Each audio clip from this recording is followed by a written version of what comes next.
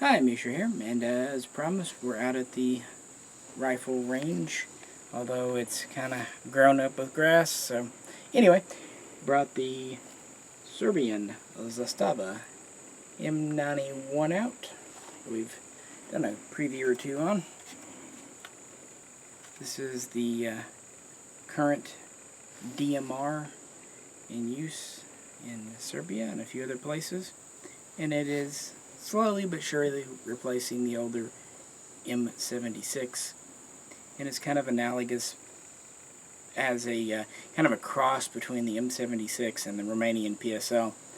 It has the 24-inch barrel of a Psl, but it also has things like the adjustable gas system from the old M76.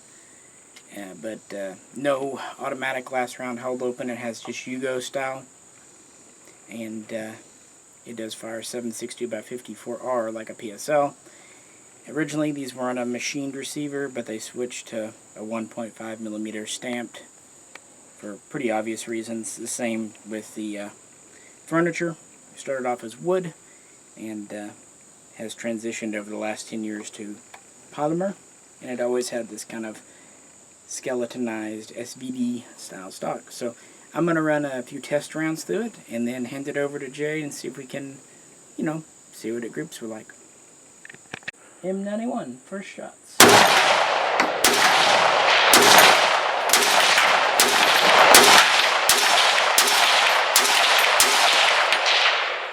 Held open. So my first couple of test fire mags using just basic 7.62x54R ammo went fine. No jams, no failures, and honestly I found the recoil to be fine. We didn't really mess with the setting on the gas system yet, but the only change when this came in, I popped the weld off the muzzle nut and screwed on a slotted flash hider. The original military gun uses something very similar to this, and this is a basic AKML hider, so it seemed appropriate. It's held on with the detent. The commercial M91 we get in America, at least as of right now, ships with a Russian POSP1 4-power scope. The military scope is typically, over in Serbia, a Zrak 6-power. This is battery operated with an illuminated reticle. Battery compartments here. Quick attachment for the side rail. It's worth noting that Yugoslavian / Serbian pattern rails are a little different than Russian or Romanian. And the scope comes in this nylon pouch with a few tools, manual, and they even think to provide you with batteries, which is nice. These ship with 2 10-round mags, and it is a deuce to find a pouch that will hold them because they're quite large, larger than the M76 mags. They do have a bolt hold open follower, but unlike say a PSL mag, they do not have a trip in the back for an automatic last round. These come with a modern Zastava sling with a pivoting front. Otherwise it's pretty similar to the pattern from the old M70. The cheek piece rotates in the back. You press it in and then you can rotate it around. We have a rubber recoil pad, and yeah, standard receiver, smooth top cover. The ones we get have a pick rail on the top and bottom of the handguards, As I said, it has a 24-inch barrel. Specifically, it's a 24.4. It is cold hammer forged, chrome lined, with a 1 and 9.4 twist rate, and it's said to have a medium heavy profile to save on weight. The sights, at least the iron sights, are adjustable out to 1,000 meters. Zastava says that for things like headshots, they're good out to about 320 meters. For a full body shot where the body might be in motion, about 650. And then really 800 meters is kind of the maximum range for a stationary target, with 1,000 meters the absolute maximum range for any target, and that's with a skilled shooter. These guns are not designed to be sniper rifles. They were designed to be DMRs and to be simple and effective, easy to train soldiers on, durable, and cost effective. That's one of many reasons they switched from the machined receiver to the stamped. Has a pressed and pinned in barrel, and of course, like I said, modern synthetic furniture. So I've test fired it. Let's hand it over to Jay now.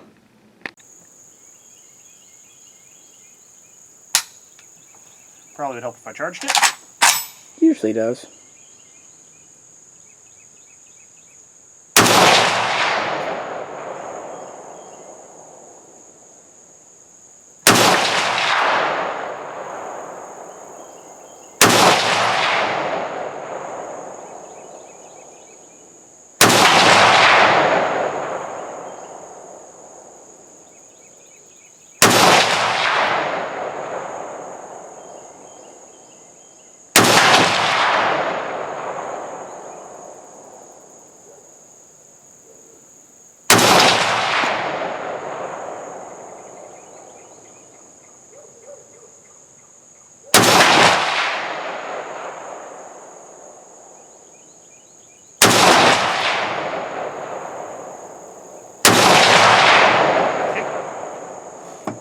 Any thoughts?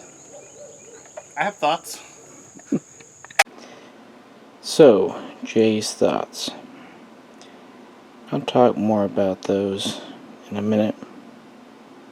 I will say that he, in the past, has not had the best luck with 7.62x54R. And there were a couple of things he wanted me to see if I noticed. For example, trigger slap.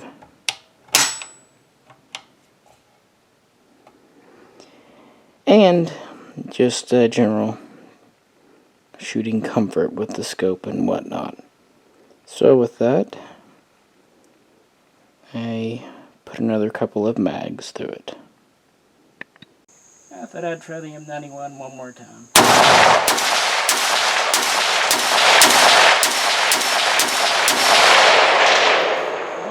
You're supposed to take your eye protection off and put the eyepiece directly into your open eyeball Hell no, for the I know full... what it did to your eye. I'm not going to risk that. Flipping this over just now, I was reminded just how long of a rifle this is. It's a little over 47 inches. And with this optic, it weighs about 11.5 pounds, which isn't frankly that bad. So, shooting it. Jay's not a fan.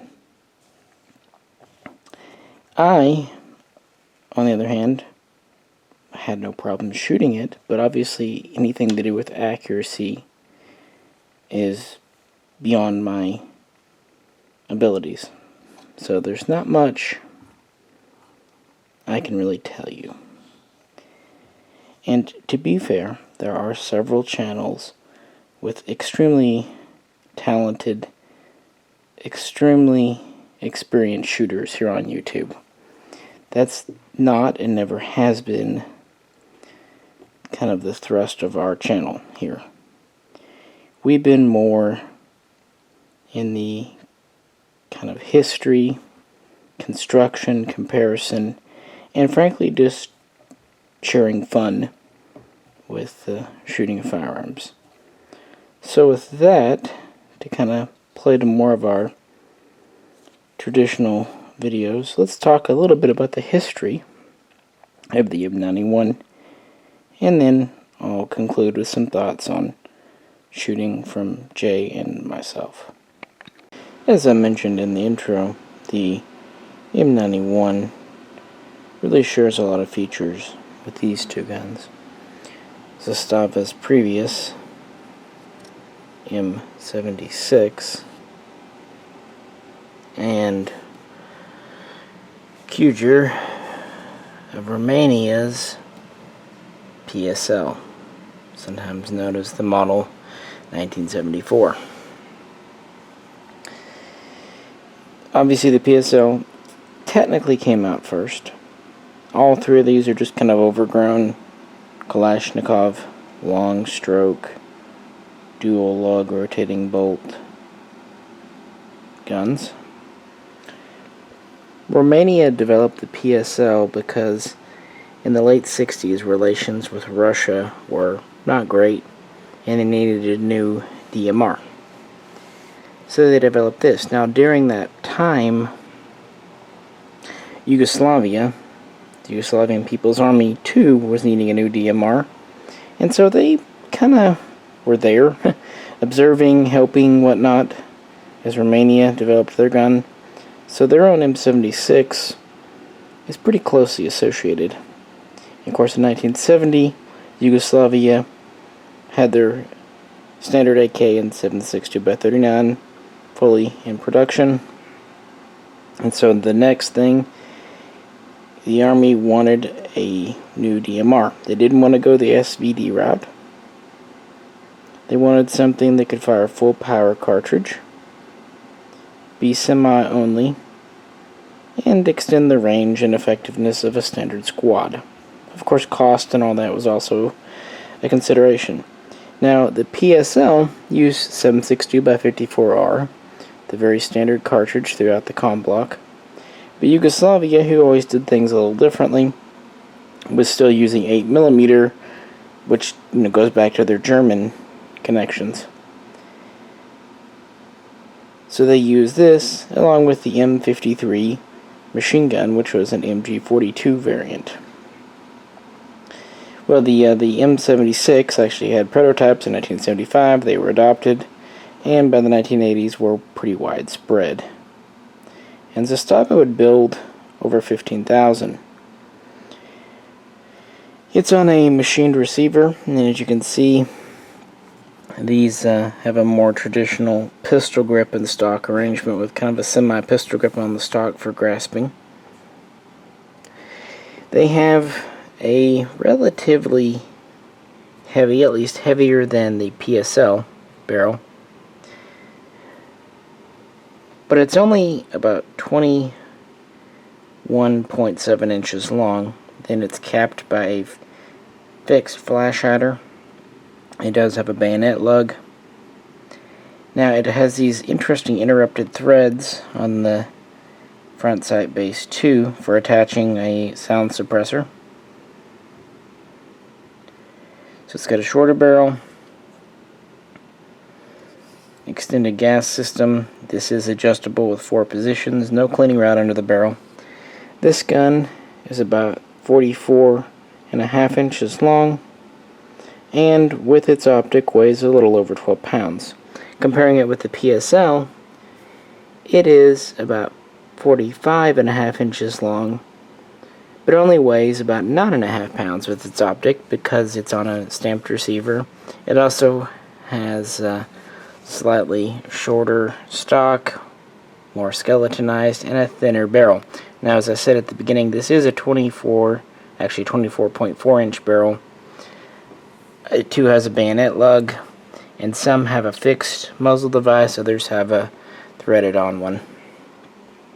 So comparing with our M91, you can really see how it really fits in the middle. It too has the 24.4 inch barrel. It's a little heavier than the Psl's, but it does have the stamped receiver, even with the skeletonized stock like a Psl. And originally, of course, this would have also had a bayonet lug, but it's removed for import. Interestingly, it has a enclosed, hooded, kind of Chinese-style front sight.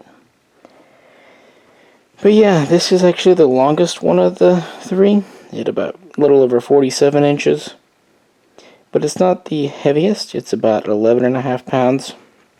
So it is lighter than the previous M76, and it's also much more effective and efficient to manufacture, i.e. cheaper.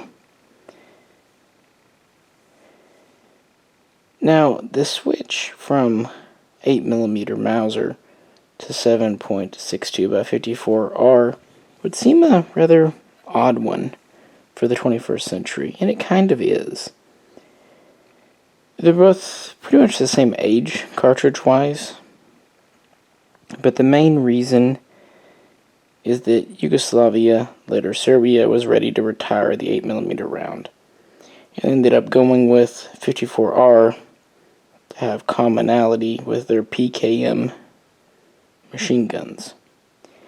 This is known as the M91 for 1991, when it was first conceptualized and prototyped. The first ones were built in 1992, but of course the Civil War happened. So it wouldn't be revisited until the end of the decade. After the Civil War, around 1999, Serbia would have the Plan 21, or Model 21 plan, to replace over 24 key pieces of hardware, and again retiring certain old hardware like the 8mm round, and the M91 was part of that. Therefore, around 1999-2000, the old M76 was taken out of production and would slowly be replaced by the M91 here. And this modern version, like I said in the beginning, originally it had a machined receiver. By around 2010 to 2012, that was being replaced by a more efficient and lighter stamped receiver. And to date, Zastava has delivered around 4,000 of these.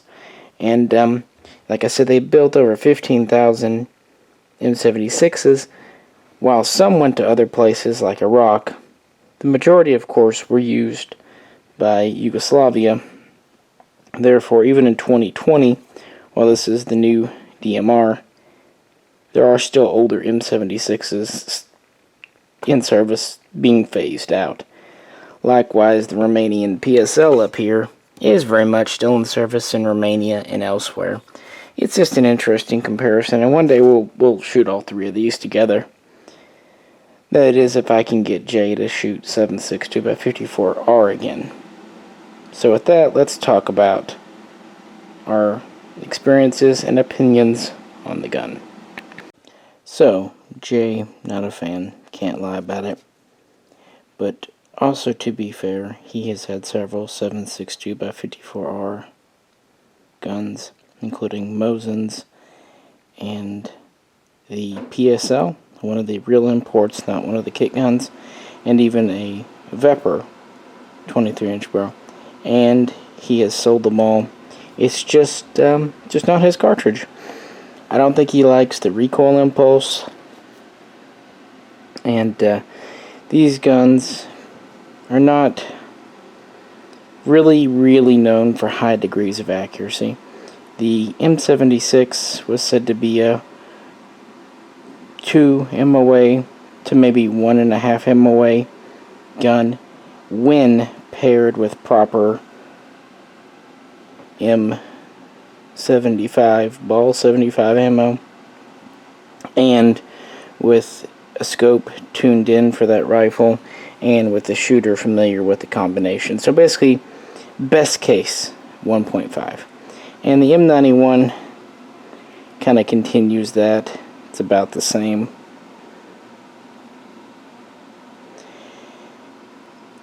He wasn't a fan of the scope, which this is, like I said, it's a, well, technically Belarusian PSOP1 for power. It would be interesting to get the hands on 6 power Zrak. He also said he experienced trigger slap. And that's not something I commonly hear from him. But when I shot it, I did not feel it once, so I don't know. Now, it is worth saying, the M76, with its more AK pistol grip, has a very AK-style trigger with the wide and then a bow going forward. The M91, of course, has more of a PSL shape back here, and so its trigger is more angled towards the rear for this stock.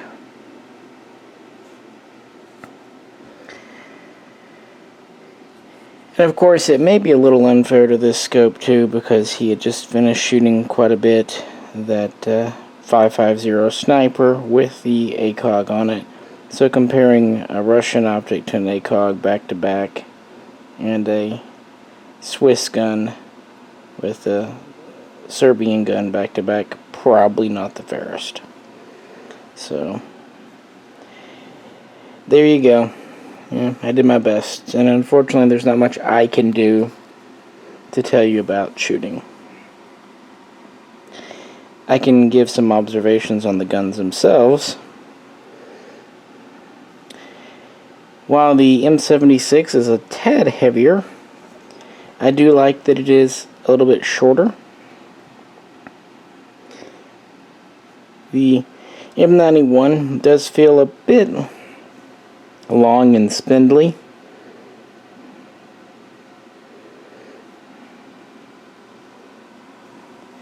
And I also do enjoy the more traditional pistol grip, and I love this kind of semi-pistol grip stock on the M76. The M91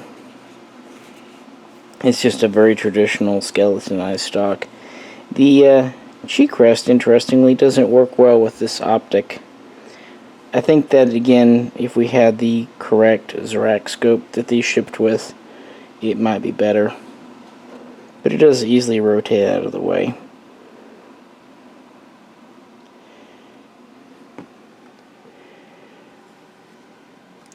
Obviously, a gun like the M76 is going to have that old school machining, traditional blued finish with wood.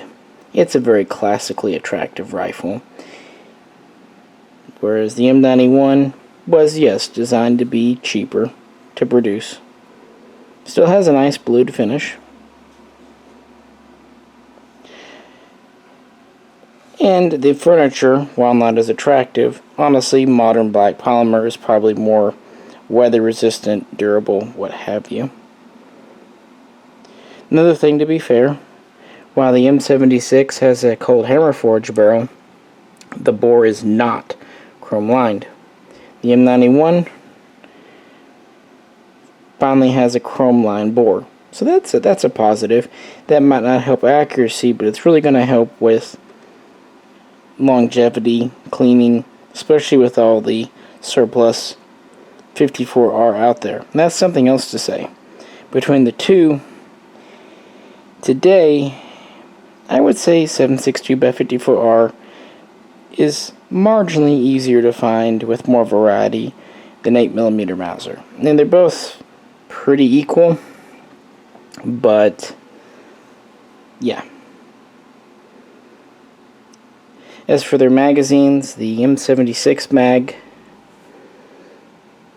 is a little smaller because this is a rimless round, whereas the M91 mag is quite a bit bigger next to the rim, and these are not interchangeable with PSL.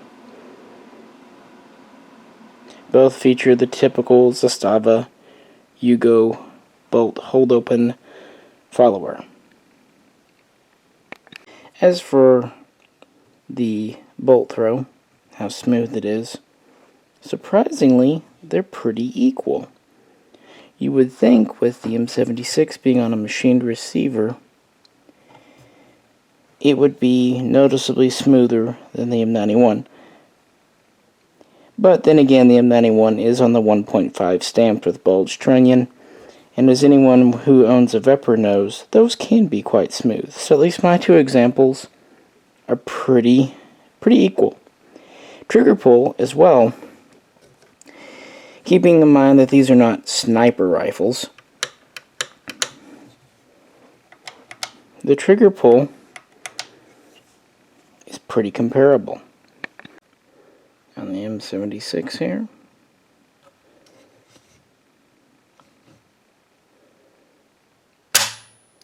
Typical AK trigger for a machined receiver, so kind of like a milled arsenal. Very smooth, typical pull. I like that the trigger is kind of the wide style. Very smooth on this gun. As for the 91, a little more resistance, but it is newer. Still a very clean break though, so I would say the M76 is a little smoother, but they both break about the same weight. I do like the shape of the M76 trigger better, but as I said earlier, I like the stock arrangement on it better. And again, the bolt throw, it's a little better on the M76, but it just could be because it's a little older gun. But the M91 is perfectly respectable. One thing I will say, at least on my examples, mag insertion is a lot easier on the M76 versus the M91. The M76 mags just seem nicer. I also like that they're a little slimmer. The M91 mags are quite chunky. What else can I say? I'm really sorry I can't give you much more on the accuracy, but these are not going to blow your socks off. I think for most people, they're going to prove to be about 2 MOA guns. Really, the point of these is to be mass-producible, easy to train conscripts who are already used to the Kalashnikov rifles on, and to be very durable, dependable, reliable, toughable, all the ables. And I think they both succeed at that. They are AKs after all, even if they're big. They're not likely to break anything major on you. And while they cost more than a standard rifle for a military, a lot of that is the optic itself. And they're still cheaper than a lot of other dedicated DMRs or definitely snipers. And that goes for the PSL as well.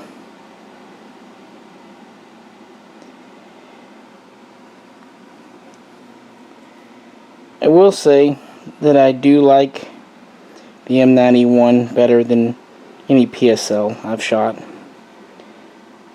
These current guns have typical Zastava quality. They have nice military grade bluing. When I posted a preview video on my personal channel, some people said it looked used. No, it's just a military blue finish. So it's going to get some scuffs and scratches in transit, and as you handle it, it's going to get more.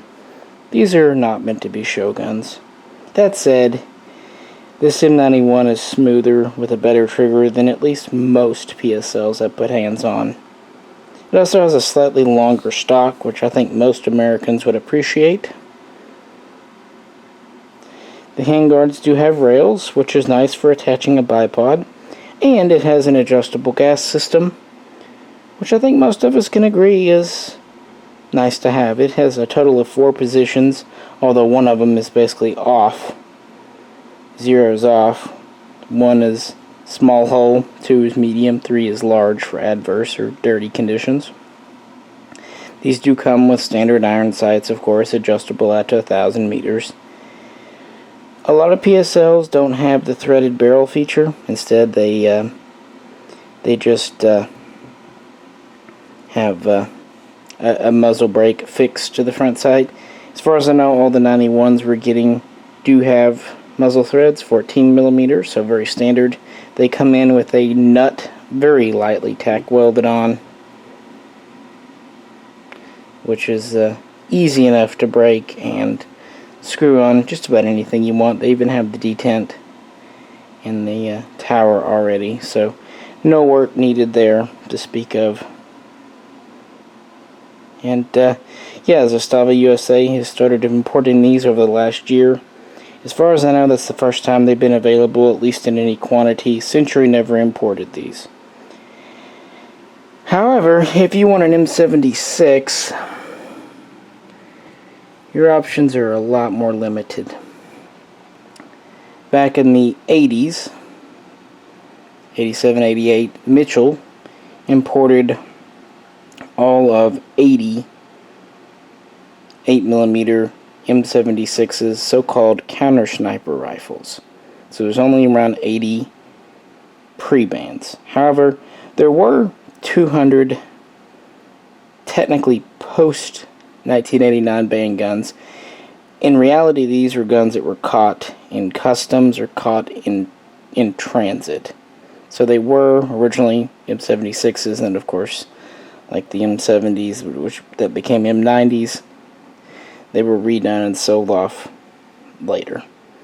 So 300 or less Mitchell's imports. Now, in the late 90s, PW Arms, who honestly bring in a lot of cool things, imported 2,000 M76 8mm counter snipers, which was awesome, and they sold out very quickly.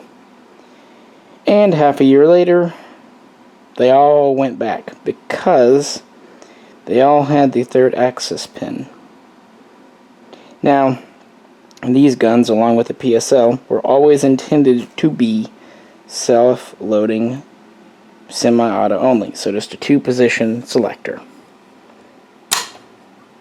But, like most AKMs and AKs, they had the third axis pin with an out-of-battery safety, sometimes called a rate reducer. And it was there for, well, out-of-battery safety, because these are both full-power guns. You definitely would not want to risk, even if it's a tiny minor chance, an out-of-battery detonation. It's purely a safety feature. Unfortunately, having 3-axis pins is the key feature that has the ATF determining if an AK receiver is full auto or not. So 2 pins, you're good. 3 pins, it's full auto regardless. And this has unfortunately been held up time and time again because Century accidentally imported some PSLs with 3 pins that had to be cut up, and most recently, just a year or two ago, Pioneer PAC imported some more that Classic Firearms sold, and that all had to be recalled. Again, I'm not going to get into debate if it's right or wrong. It's wrong. But that is the law. So all of those M76s imported by PW should have been recalled and would have had their receivers cut up. Did they all make it back? No. But if you run into one, just know that it is technically an unregistered and therefore illegal machine gun. So, since Zastava no longer makes the M76 today, having stopped around 20 years ago producing it, those are your options. The 300 or less imports, or not much of else. The ones you find mostly in the USA are Century Arms kit builds. These were assembled from, well, parts kits brought over from the former Yugoslavia. And they're on a new USA-made machined receiver, and with a USA-made, I believe, Green Mountain 21.7-inch non-chrome-lined and button-rifled barrel. By far the most common. They look pretty. They have they have the typical Century wood furniture. It's, sanded down and whatnot. They have a typical Century Parkerized finish. They come with the typical scope. They usually did come with a couple of mags. But even 10 years ago, those critters cost $1,200 or more. So, not cheap then, and today they're not any cheaper, and you have to kind of contend with the jokingly called drunken monkey assembly process at Century. But if you want an M76, that's pretty much your only option, unless you get lucky and find one of the pre-bands or Cotton Customs guns, and by that point you're going to be shelling out significantly more money. But it's up to you. That said, the M91s today are not inexpensive either. I believe they have a MSRP retail price of around $3,100. Street price seems to be more like $2,900, and at that they, at least so far, are selling out very quickly. The thing is, why? If there are only 2 MOA guns with stamped receivers, polymer furniture, why are people buying these? I mean, after all, it's pretty much just an overgrown AK that comes with a middle-of-the-road at best 4-power Russian optic. Good question. This is not the most accurate gun, not by a long shot. Doesn't have the best trigger. And it really is pretty much the same gun as a PSL, feature-wise, but even maybe a little less since it doesn't have an automatic last round hold open. So why? Well, first off, PSLs are no longer $700 guns. Let's just be honest. They're $2,100 and up. And I've seen them go for more than that. So part of it's just the era we live in. Another part has to do with guns like this, collectability. The M76, while a good gun, really isn't anything special either as far as accuracy. What it is, though, is cool. It looks neat. Zastava puts a good bit of attention into fit and finish, certainly more so than Cougar. I'm not going to say they're as good as maybe Molat, but they're not too far off, honestly. They can really do a nice job when they want to. And you never know when rifles will disappear. That's the nature of imports. Here today, gone tomorrow. Ask anyone who's been trying to buy a milled Arsenal SAM-7 in 2020. So some of us are just picking these up for collectability reasons, because they've never been offered before, and who knows how long they'll be offered. And they fit well into a military collection, because this is Serbia's current DMR, and probably will be for some time. It also fits, of course, into AK collections, being a quite unique variant. Why else? They're fun. Okay, not to Jay, admittedly, and that's perfectly okay. But I do enjoy shooting 7.60x54R. A lot of us have a lot of the ammo laying around, and it is just interesting. It's always fun for some of us to handle, fire our own military guns. And while this is not a completely 100% Serbian M91 issue gun, because it has to have things changed like the receiver, taking away the third pin, and having the bayonet lug machined off, pretty much in every other way it's the same gun. Threaded barrel, original receiver. The furniture is a little different, but that can be changed. It's as close as we're ever going to get legally. And Zastava USA is not a huge importer, so who knows how many of these they'll bring in. So in the future, will this become as collectible as the M76? Well, maybe not that collectible because of how few of these came in, but a lot of guns like these kind of gain a cult following. And since it is more or less an AK, there's not a lot of worry about parts breaking, wearing out, or other major defects. So if you get it, you should be able to shoot it for a long time and not worry about breaking a rare, hard to replace part. Frankly, with an AK, there just aren't that many parts to break. They're really very simple. And a lot of the small pins and springs that might go bad on you can be replaced with standard AK, or at the very least Zastava M70 parts, like the trigger, all of its components, what have you. So yeah, why? Because it adds to a military collection. It's fun. It shoots a common caliber. I do appreciate that they at least do try to ship these with some accessories: 2 mags, sling, scope cover. It's better than just gun in box with 1 mag. And I really do like Zastava's fit and finish. It's kind of the higher end of military grade. These are not commercial guns. These do not have sharp, pretty blowing. They are very utilitarian.